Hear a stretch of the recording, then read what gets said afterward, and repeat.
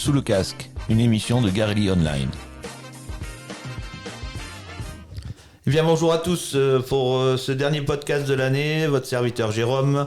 Aujourd'hui, nous sommes très bien accompagnés, Pierre-Louis, Stéphane, Caroline, Sonia et moi-même. Donc, nous allons parler de quelques sujets importants, voire vitaux, et avec des petites notes d'humour, je l'espère, pour que ce ne soit pas trop sérieux.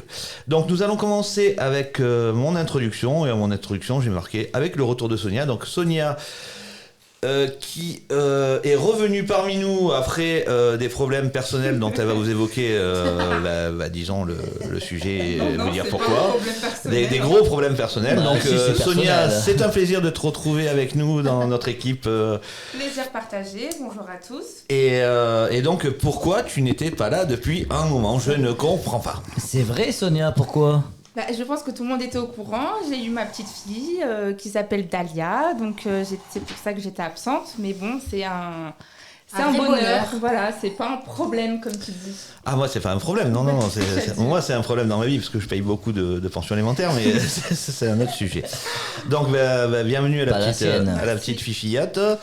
C'est ton 4e ou ton 5e? Je ne me rappelle plus. Deuxième, d'accord. Il faut arrêter maintenant parce que tu nous manques. Alors, ok, ça c'est fait. Sonia, merci de partager ce moment avec nous. Aujourd'hui, nous allons passer à l'actualité des chantiers avec un petit jingle. Actualité des chantiers. Donc, je vais donner la parole à Stéphane qui va nous parler un petit peu du chantier Hôtel des Polices où, on va pas passer tous les chantiers de l'année bien évidemment, mais là on prend les derniers un petit peu avec des opérations particulières on va dire. Donc, sur l'Hôtel des Polices, il y a eu la dépose de la verrière. J'aimerais bien Stéphane que tu nous parles un petit peu des progrès, des défis, des résultats attendus, de ta ménopause, enfin de ton andropause, etc. Donc je te laisse la parole. Merci Jérôme en tout cas. Permets-moi Jérôme un petit moment qui me donnera l'occasion de ressentir... Parle dans le micro chouchou. Et je parle dans le micro, c'est quoi ? C'est qui lui ? C'est un micro. Alors permets-moi en tout cas de recentrer un petit peu le sujet. Comme dit l'expression concédée, de remettre l'église au centre du village. Serein, dans la cité. Je t'ai jamais vu aussi sérieux.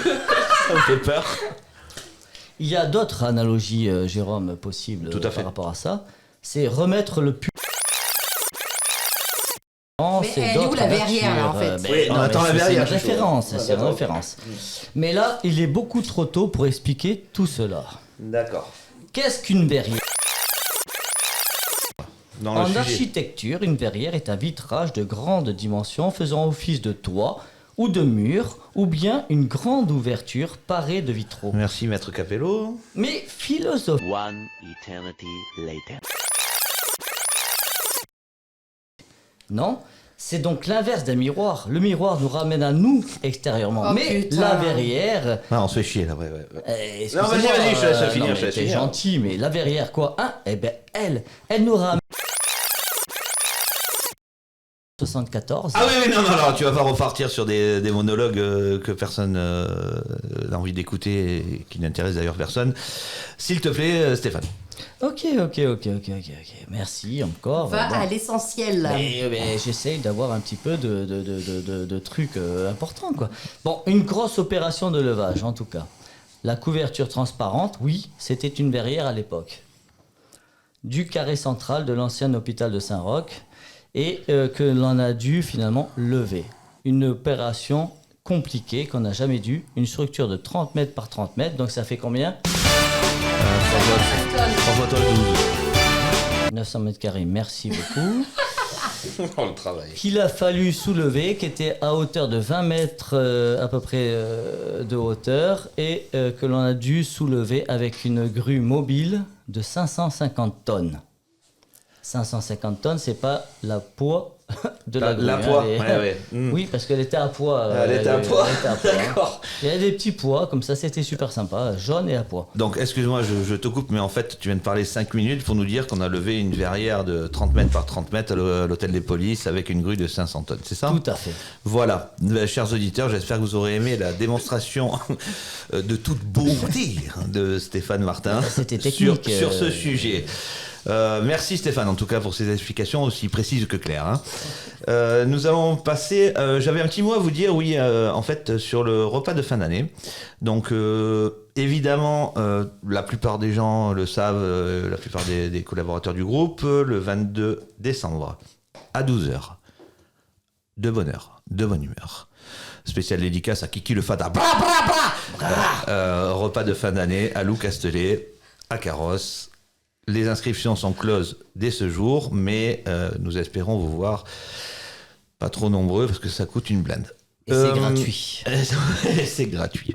Sonia, tant que tu es là et que pour une fois que nous avons la chance de t'avoir après tes multiples grossesses. Il n'y en a eu que 2. Hein. 2 ? Ouais, mais moi j'ai l'impression que ça a passé, c'était une éternité. Peux-tu nous parler un petit peu, s'il te plaît, de la tempête Aline ? Je voudrais mettre l'accent sur ce chantier-là qui a été une fois de plus une catastrophe sur la région, sur le département en tout cas. Et est-ce que tu peux nous éclairer un petit peu sur ce qui s'est passé et sur l'avis que tu as ? Donc, pour rappeler le contexte, en fait, suite aux perturbations très significatives sur l'OPI qui ont emmené à mettre en astreinte anticipée notre personnel de conduite d'engin et d'encadrement de chantier, donc on avait anticipé ce contexte et on a mis en place une équipe d'astreinte en vue d'une intervention imminente. Alors, c'est ce samedi 21 octobre au soir que le coup de téléphone déclencheur de notre intervention a eu lieu. Ils t'ont appelé toi, Sonia ? Non, pas moi, non, mais voilà. Tu étais présente ? Non. Donc, nous nous sommes rendus sur site le dimanche matin en passant par la Colmiane sur la zone du pont Maïssa, à 3 km en amont de Saint-Martin-Vésubie. Nous avons immédiatement déclenché les opérations de transfert des matériels qui sont arrivés sur place en même temps que nous le matin même, au pied de cette Vésubie qui a une fois tout laminé sur son passage. Donc face à nous, un chaos de blocs complètement dépourvu de matière fine. Ouais, ça c'était compliqué à mettre en place, mais encore une fois, l'entreprise Garelli, le groupe Garelli, a su répondre à l'urgence. Quelles sont d'après toi, est-ce que tu peux nous parler des différentes étapes qui ont été mises en place pour traiter ce sujet ? Alors, après un diagnostic rapide, nous avons... un diagnostic rapide. Nous avons réalisé une aire de retournement et décidons avec notre client d'approvisionner le chantier en matériaux de remblai issus du bas de la vallée de la Vésubie, tout en passant par la vallée de la Tinée et un accès par la Colmiane. Donc vous voyez bien la difficulté de cette opération pour créer des pistes provisoires. Ok. Les objectifs de ces travaux et de la mise en place de nos équipes là-haut, tu peux nous éclairer ? Donc l'objectif majeur étant de refranchir la Vésubie au niveau du pont provisoire de Maïssa afin d'amorcer une rampe et un accès vers Saint-Martin-Vésubie. Donc en 2 jours, nous avons transféré plus de 10 machines, pelles, chargeurs et tombereaux. Bravo à la logistique. Le lendemain, nous faisons intervenir notre partenaire Valtiné pour un levé photogrammétrique par drone et permettre d'établir un projet de reconstruction en partie provisoire pour l'urgence et définitif pour la liaison Saint-Martin-Vésubie-Maïssa. Donc voilà, le chantier est lancé, les besoins en matériaux et matériels sont très significatifs. Au bout de 2 semaines, 30 machines travaillent de concert pour réaliser les remblais de la liaison Saint-Martin-Vésubie-Maïssa et d'amorcer l'accès au Haut-Boréon. Ok. Aujourd'hui, nous en sommes où, s'il te plaît ? Alors, à ce jour, les travaux d'urgence sont terminés et le client nous a confié des confortements complémentaires pour peaufiner les protections des pieds de nos remblais. Donc, c'est plus de 80 000 m3 de matériaux qui ont été déplacés en 2 mois. Donc, chers collaborateurs, vous avez eu le froid, la neige, la pluie, mais ces conditions météorologiques ne vous ont pas empêché de mener à bien cette opération. Donc, nous tenons à remercier l'ensemble du personnel intervenu pendant cette période intense qui, une fois de plus, a démontré les qualités de notre entreprise à intervenir dans des moments délicats. Donc, grâce à votre professionnalisme, vous perdurez la confiance envers nos clients. Donc, un grand merci à vous. Bravo à toutes les équipes de Garelli, que ce soit les TRS transverses, la production, la direction. Bravo à tous. Merci Sonia pour ce point et cette synthèse précise du chantier. J'ai envie de changer de thème un petit peu et de parler de moi. Je voulais vous dire... Non, c'est pas vrai. Est-ce que nous pouvons faire un petit point... alors j'en étais où dans mes trucs? Ça c'est mon rendez-vous de ce soir, non c'est pas bon. Le repas de fin d'année on l'a fait. Caroline, il y a des questions qui se posent dans les équipes. Il y a un deuxième étage qui a été mis sur les Algeco. Des transferts de personnel à droite à gauche. Est-ce que tu peux nous éclairer sur ce sujet-là, s'il te plaît, Caroline? Donc l'entreprise a souhaité réorganiser le pôle travaux spéciaux. Donc le pôle travaux spéciaux de Denis Hubert, que ce soit Garelli IES ou Garelli SAS. Donc nous avons souhaité mettre le pôle au même endroit. Donc nous retrouvons dans les Algeco au-dessus de la logistique, au-dessus de chez Jérôme, Gérard et Guillaume. Donc au deuxième étage, les travaux spéciaux, donc sous le pôle de Florian et Nicolas Tabar et Arthur Auriol.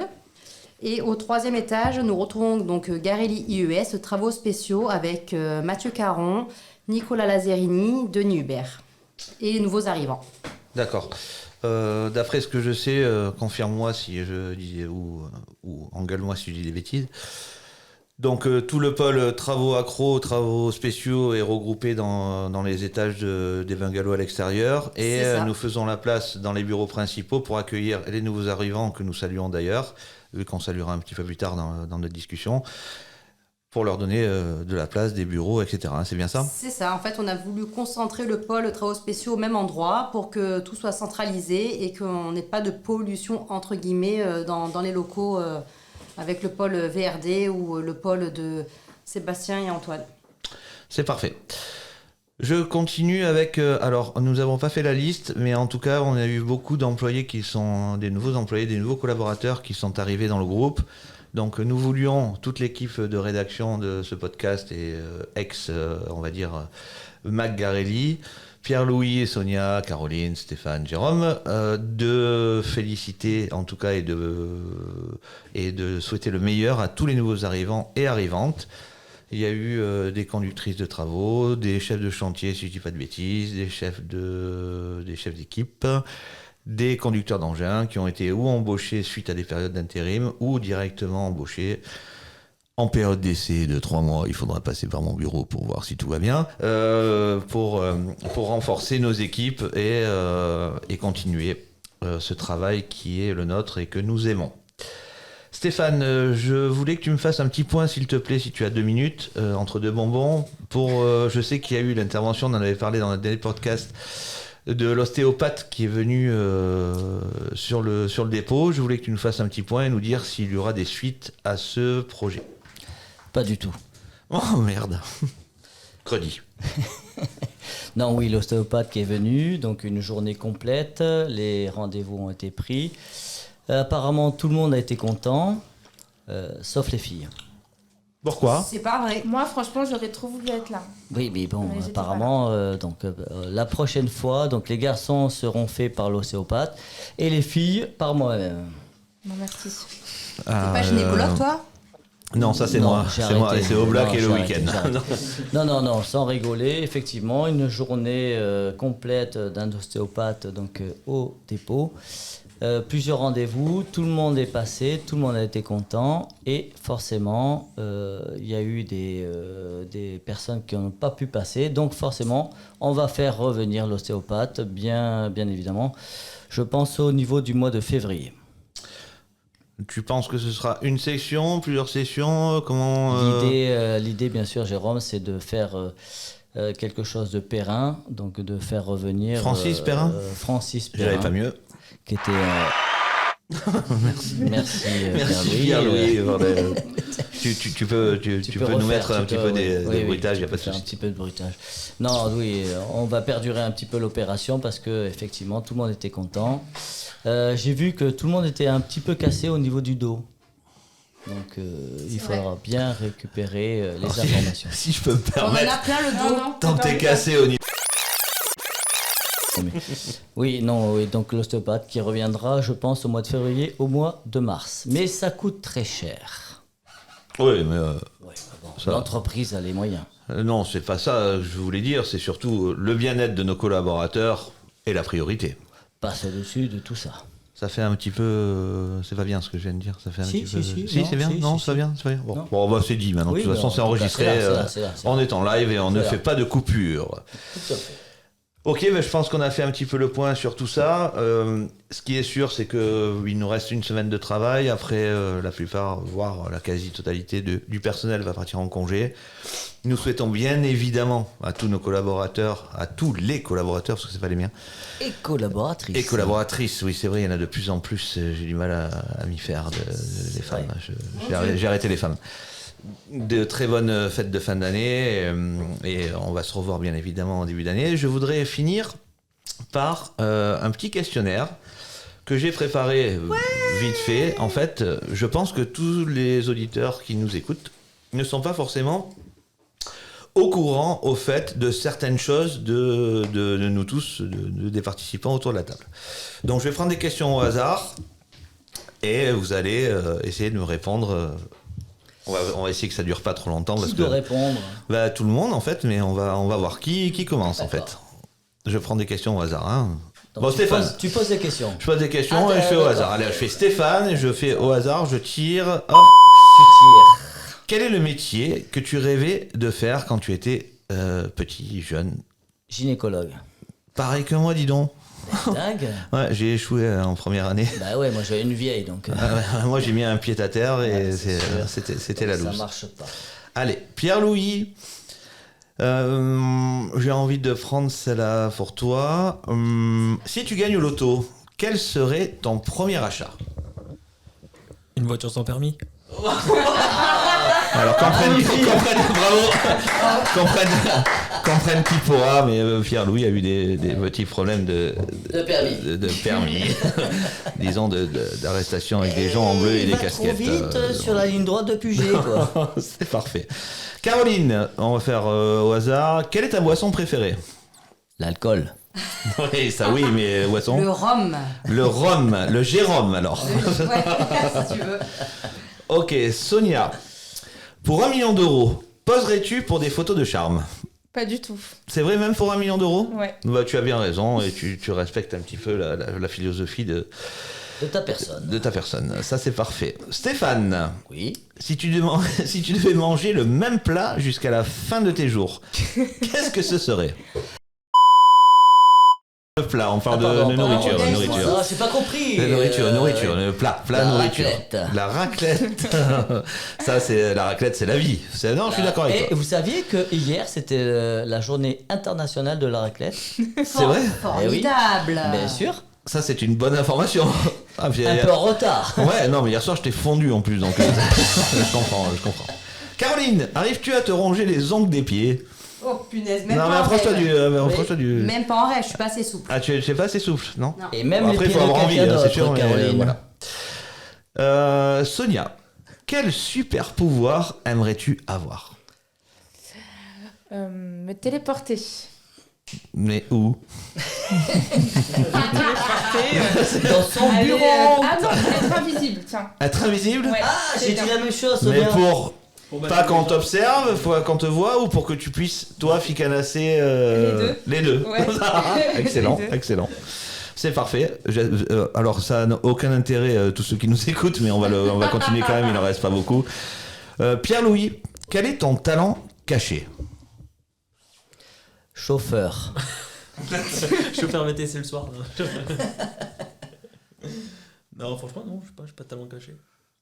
Bon, alors c'est pas vrai, Ouais, il est boulanger, pâtissier, informaticien,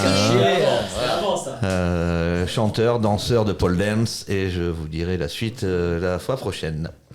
Caroline, avec quelle personne célèbre aimerais-tu passer une nuit ? Brad Pitt. D'accord, tu te fais pas chier, toi, tu prends le... Non, je prends le surbum tu prends le top du top, ben d'accord. Ok, on est bien. Stéphane, ta blague préférée ? Ma blague préférée. Rien que ça, tu as répondu à ma question en fait. Alors c'est une blague zoophile. Vas-y, on t'écoute. Alors c'est un mec qui rentre dans un bar.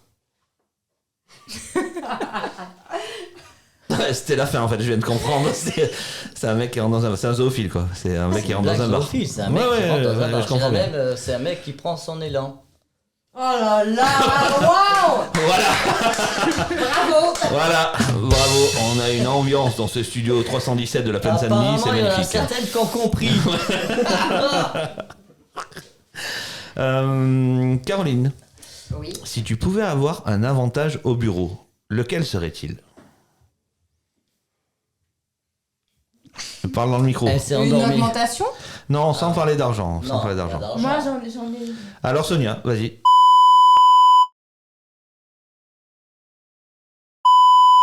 Ah, tu rigoles, c'est une blague. Être Alors, au-dessus des donc, mecs. quelqu'un me fait une... Être au-dessus des mecs? Non. Au-dessus Ben, oui, ça. Enfin, je vois pas ce que tu veux dire, mais c'est...